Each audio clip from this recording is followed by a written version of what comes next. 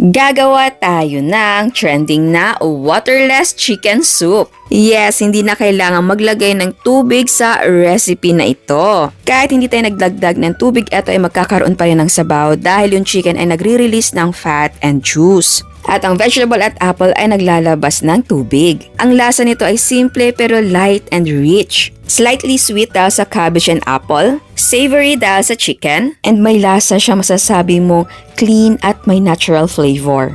Okay, ang gagawin lang natin ay sa pot natin, maglalagay tayo ng ating napa cabbage or pechay bagyo. Ayan. So, hinugasan ko siya. Ito ay isang medium size na napa cabbage. Tapos, paglagay tayo ng white onions. Ayan. Tapos, may ginger tayo. Or luya. And, maglagay tayo ng apple. Okay. Ito naman yung chicken natin. So, yung chicken natin, optional, pero gusto kong maglagay ng asin. Lagyan natin siya ng asin. Ay! Ayan. Yung iba hindi naglalagay ng asin. Pero, lagyan na natin. Lalo na kapag sanay tayo sa mga may asin-asin na pagkain. Ayan. And then, maglagay tayo ng spring onions. Okay. And, extra. Ayan. Ayan, so ganyan lang siya. Takpan natin yan at lutuin natin sa mahinang apoy for 60 to 90 minutes. So, eto ay after 60 minutes. So, eto na po siya. May sabaw na po. Yung ating waterless na chicken. Tignan natin kung malambot na siya. Ay, look at that. Maganda. Oh.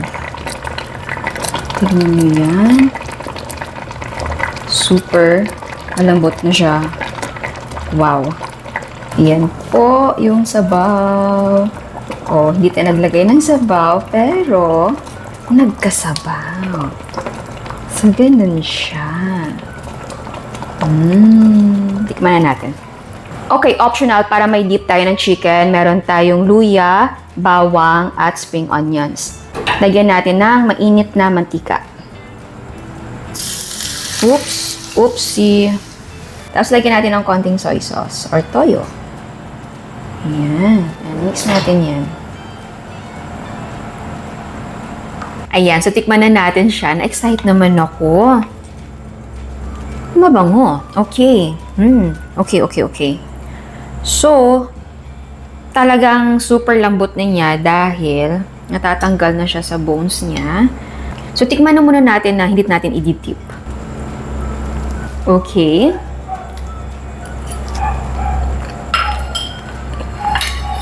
Okay. Ang lambot ng chicken. And malasa naman siya kahit 'di ba? Walang mga seasoning na ilagay natin, asin lang. Tapos yung mga pampalasa na sibuyas, tapos yung luya, yung lasa niya po ay napakasimple pero comforting. Wait. Gusto ko siya.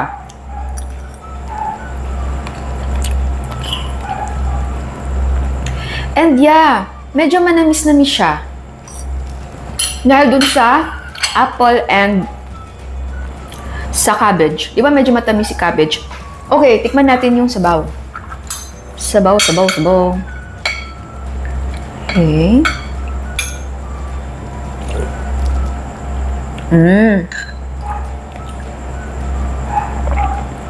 Malasa yung sabaw. Paano ba? Paano ko siya i-describe sa inyo? Para siyang Hainanese chicken na matamis. Or, hindi naman siya parang tinola. Kasi kapag tinola, di ba may lemongrass. Wala siya. Pero, yung luya kasi, parang dun ako nahihila na parang, kung sa atin, Pilipino, parang dun ko siya mahalin tulad dahil nga sa luya. Pero, minus ang tanglad, at manamis-namis. Comfort food talaga siya. So, tikman natin siya with our dip. Ang bango ng dip natin, kanina pa ako naaano. Ayan. Ayan, oh. Ayan.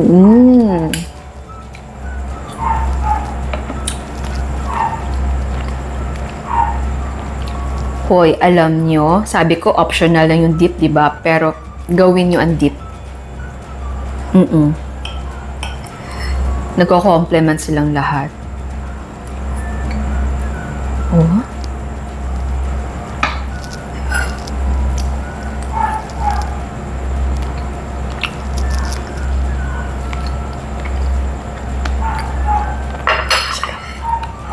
Parang gusto ko magkanin.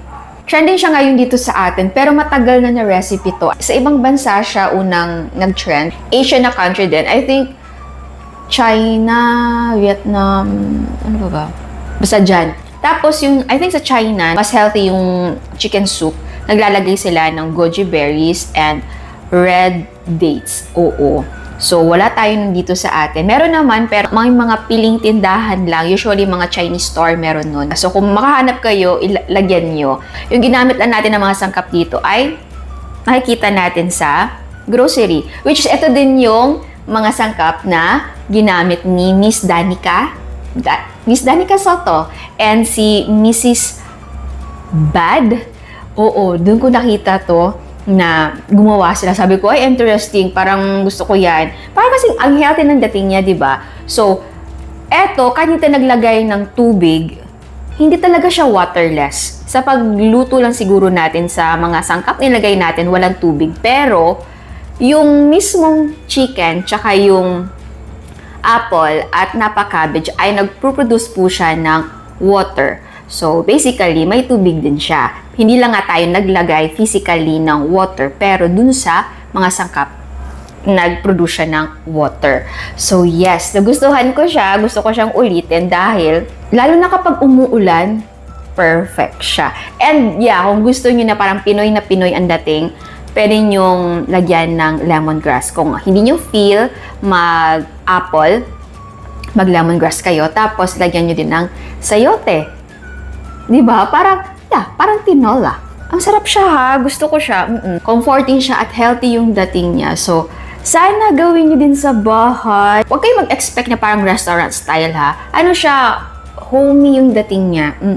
So, pag-ulan, perfect. So, ayan, sana nagustuhan niyo ang recipe natin ngayon. Ciao! At sa mga hindi pa nakasubscribe, please subscribe sa ating YouTube channel and please click the notification bell and please click all para ma-notify kayo sa lahat ng uploads. And please don't forget to like our Facebook page and follow us on Instagram. Thank you!